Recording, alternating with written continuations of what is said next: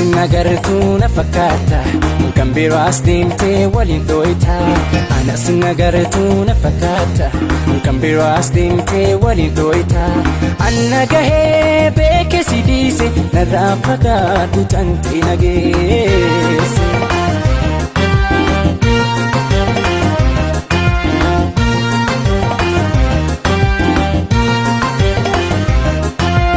Edanna sobdee sobaan jiraata deema dibattee namiita.